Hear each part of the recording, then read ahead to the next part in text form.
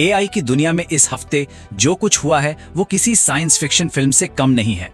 अरबपतियों के बीच जबरदस्त तकरार से लेकर ऐसी टेक्नोलॉजी तक जो दिमाग हिला दे। चलिए देखते हैं इस हफ्ते क्या क्या बड़े दांव चले गए हैं। तो आज हम 5 बड़ी कहानियों पर नजर डालेंगे। पहले देखेंगे अरबपतियों की लड़ाई और ब्रेन इम्प्लांट्स का कनेक्शन। फिर बात करेंगे ओपन एआई की चुपचाप हो रही जीतों की। इसके बाद देखेंगे कि एआई की रेस कैसे और भी तेज हो गई है। फिर एक बहुत ही दिलचस्प सवाल उठाएंगे, क्या हम एक सिमुलेशन के अंदर दूसरा सिमुलेशन बना रहे हैं? और आखिर में देखेंगे कि रोबोट्स असली दुनिया में कैसे कदम रख रहे हैं।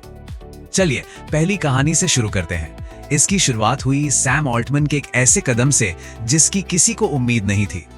खबर यह है कि ओपन एआई के सीईओ सैम ऑल्टमैन ने एक नया स्टार्टअप शुरू किया है जिसका नाम है मर्ज लैब्स। और कमाल की बात यह है कि ये सीधे सीधे एलॉन मस्क की कंपनी न्यूरालिंक को टक्कर देने के लिए बनाया गया है। मतलब दोनों का एक ही मकसद है, इंसानी दिमाग को सीधे एआई से जोड़ना। ये तो बड़ी सीधी टक्कर है। अब ये सारा ड्रामा शुरू कैसे हुआ? हुआ ये कि एलन मस्क ने एप्पल पर आरोप लगाया कि वो एक्स यानी पुराने ट्विटर को ऐप स्टोर पर दबा रहा है। इस पर सैम ऑल्टमैन ने जवाब दिया कि ये दावा बड़ा अजीब है, खासकर ये सुनने के बाद कि एलन खुद एक्स को अपने फायदे के लिए कैसे बदलते रहते हैं। बस इतना कहना था कि सोशल मीडिया पर जंग छिड़ गई। मस्क कहां चुप रहने वाले थे, उन्होंने तुरंत अपने अंदाज में जवाब दिया। सारा ध्यान आंकड़ों पर ले गए और बोले कि ऑल्टमैन की बकवास पोस्ट पर 30 लाख व्यूज आए हैं और उन्हें सीधा सीधा झूठा कह दिया। लेकिन ऑल्टमैन का जवाब शायद उससे भी ज्यादा तीखा था। बस 3 शब्द, स्किल की कमी है या बॉट्स हैं। मतलब या तो मस्क को प्लेटफॉर्म इस्तेमाल करना नहीं आता या फिर उनके व्यूज बॉट्स की वजह से नहीं बढ़ रहे। ये एक बहुत सीधा और गहरा वार था। और फिर कहानी में आया एक जबरदस्त मोड़। एक यूजर ने मस्क के ही एआई चैटबॉट ग्रॉक से पूछ लिया कि भाई इस बहस में कौन सही है। और जानते हैं क्या हुआ? ग्रॉक ने सैम ऑल्टमैन का साथ दे दिया और अपने ही बनाने वाले एलन मस्क को पाखंडी तक कह डाला।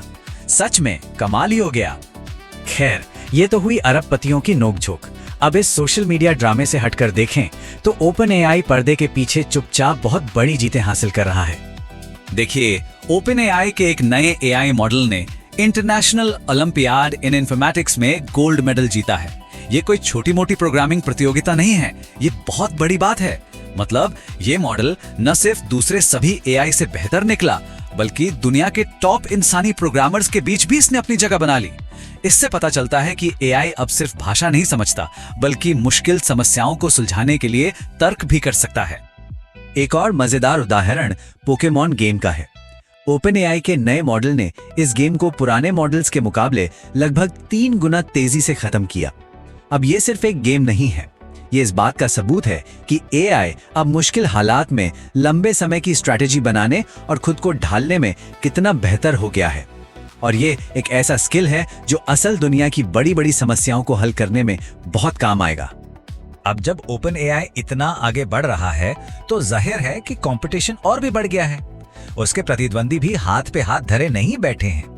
ओपन एआई का जो मुख्य प्रतिद्वंदी है एंथ्रोपिक, उसने अपने मॉडल क्लॉड को एक जबरदस्त अपग्रेड दिया है। इसकी कॉन्टेक्स्ट विंडो अब 10 लाख टोकन की है। अब इसका मतलब क्या है? आसान भाषा में समझिए, ये एक बार में हैरी पॉटर की पहली 3 किताबों के बराबर जानकारी को पढ़कर समझ सकता है।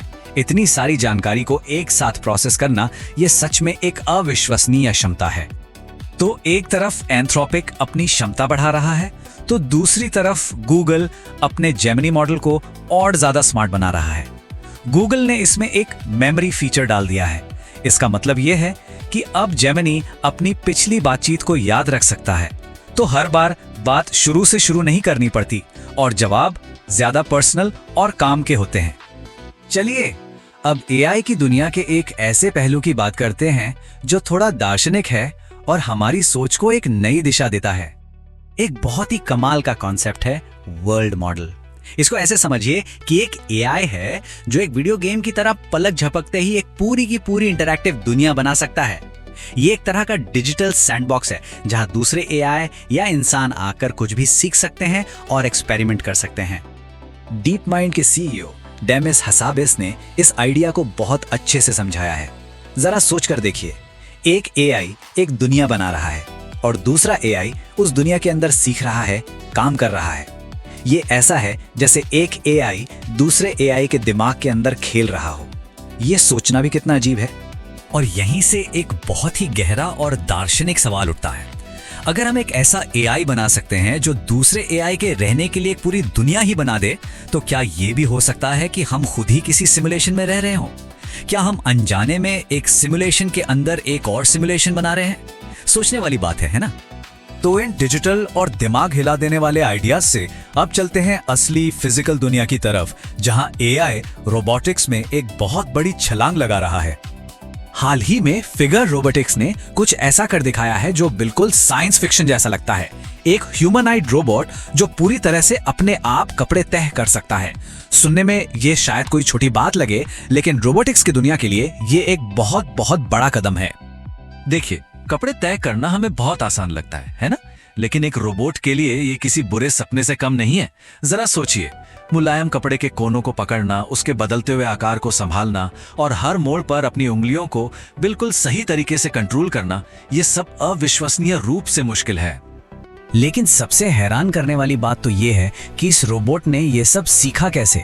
इसे लाइन बाय लाइन कोड करके नहीं सिखाया गया, बल्कि इसने सिर्फ 500 घंटे के वीडियो देखकर ये सब सीखा। ये रोबोटिक ट्रेनिंग के पारंपरिक तरीकों के मुकाबले कुछ भी नहीं है। इससे पता चलता है कि एआई अब कितनी तेजी और असरदार तरीके से असल दुनिया के काम सीख सकता है। तो हमने देखा कि एआई सिर्फ एक डिजिटल खिलौना नहीं है। ये अरबपतियों के बीच ताकत की लड़ाई का मैदान है। ये तर्क और रणनीति में इंसानों को टक्कर दे रहा है और अब ये हमारी फिजिकल दुनिया में भी अपने कदम जमा रहा है। ये सब हमें एक बहुत बड़े सवाल पर लाकर खड़ा कर देता है। जब एआई डिजिटल और भौतिक दोनों दुनियाओं पर अपनी पकड़ बना लेगा, तो आगे क्या होगा? हमारी दुनिया का अगला चैप्टर कैसा दिखेगा?